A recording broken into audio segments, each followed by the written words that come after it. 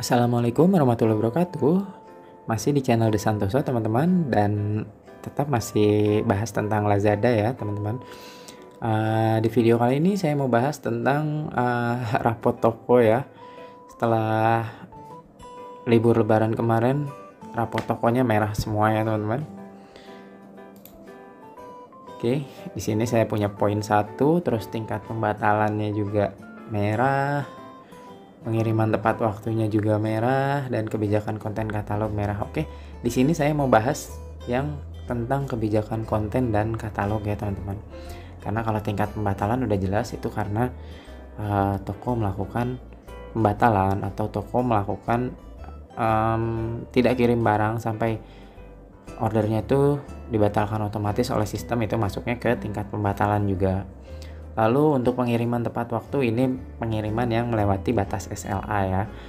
Jadi SLA-nya sudah dilanggar baru dikirim. Jadi seperti itu. Ini semua karena ya masih dalam suasana libur lebaran. Apalagi kayak saya nih jualan sendal, untuk produksinya toko-toko bahannya mungkin masih belum pada buka maksimal ya, belum buka semua. Jadi produksi masih tersendat nih di produksinya, jadi sulit untuk dapat barangnya. Sedangkan yang order juga udah mulai ada order lagi. Oke, di sini saya mau bahas tentang kebijakan konten dan katalog ya teman-teman, karena kemarin itu sempat ada juga yang tanya kebijakan konten dan katalog ini gimana cara untuk memperbaikinya ya teman-teman. Oh ya, ini untuk tingkat keterlambatan pengiriman juga di sini perlu ditingkatkan, udah kuning. Cukup parah juga nih. Oke, di sini untuk kebijakan konten dan katalog, tinggal kalian di sini klik tampilkan lebih aja ya teman-teman.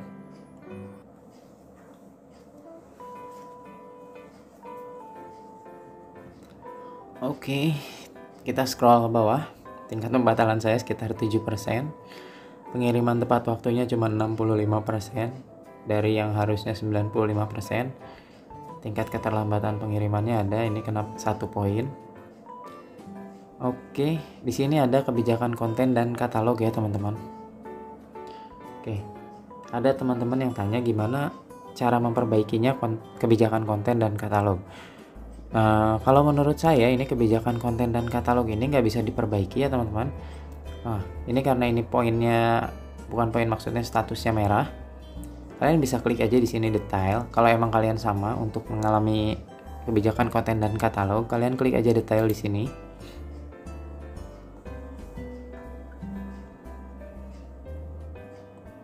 Oke, di sini ada ya. Saya tadi di depan ada poin 1, tapi itu karena kebijakan pemenuhan pesanan. Karena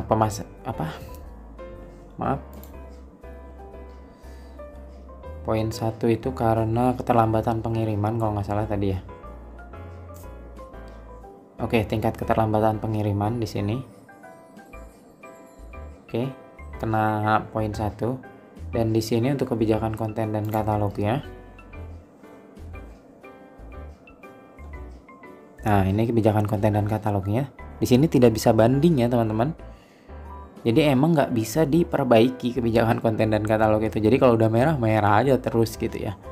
Jadi ini nggak bisa sama sekali diperbaiki, nggak bisa banding ini. Statusnya nggak bisa banding. Lalu untuk poinnya juga ini tidak bisa banding. Oke, di sini kebijakan konten dan katalog ini cukup banyak ya teman-teman. Jadi bergantung SKU produk kalian. Jadi misal dalam satu produk ada 5 varian, semua jadi kebijakan konten katalognya jadi kena 5 ya, bukan kena satu produk. Oke, di sini ada sekitar 10. Oke, di sini ada sekitar 10 yang kena kebijakan konten dan katalog.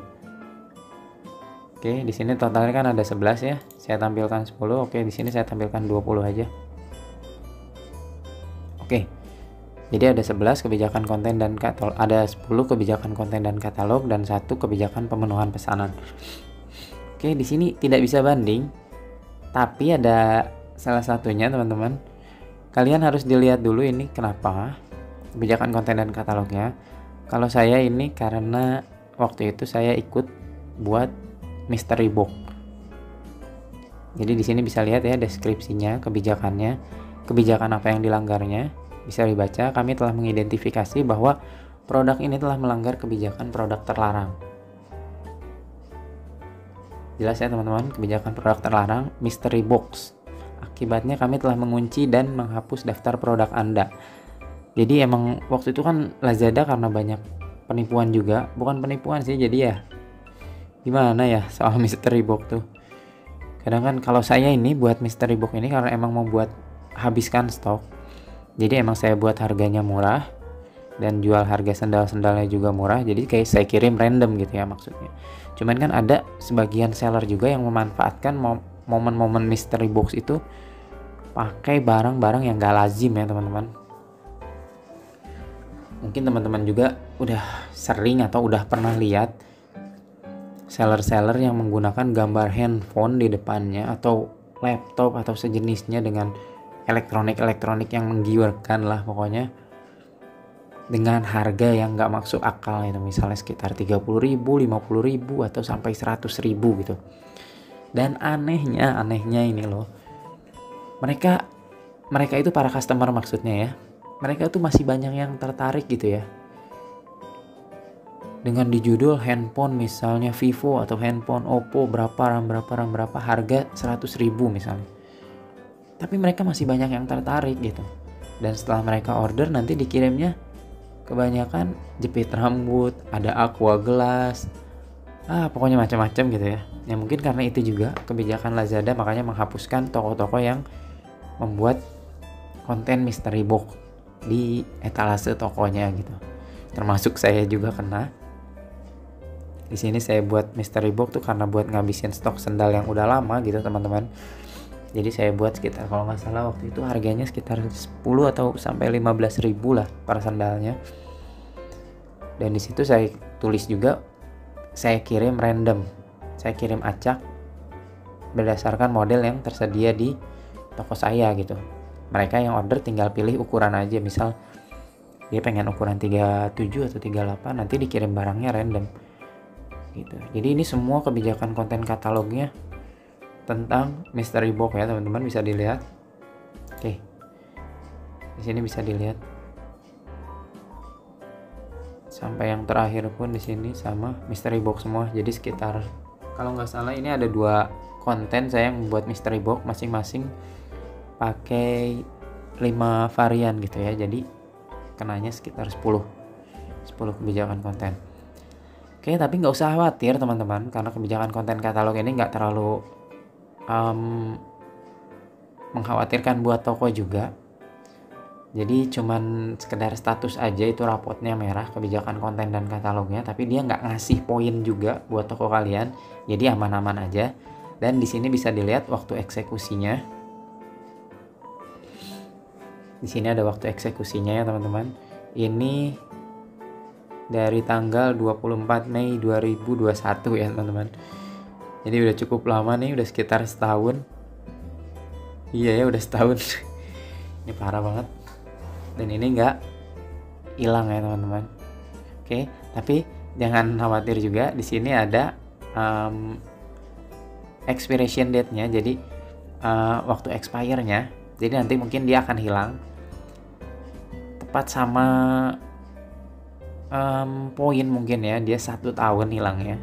Jadi di sini kan eksekusinya itu waktu dihapusnya itu tanggal 24 Mei 2021, dan di sini expiration date-nya tanggal 24 Mei 2022. Untuk jamnya jam 17.41 ya teman-teman. Oke, nanti kebijakan konten katalognya kita lihat lagi, nanti saya bikin video lagi. Udah bagus atau belum, atau udah hilang statusnya atau kayak gimana ya.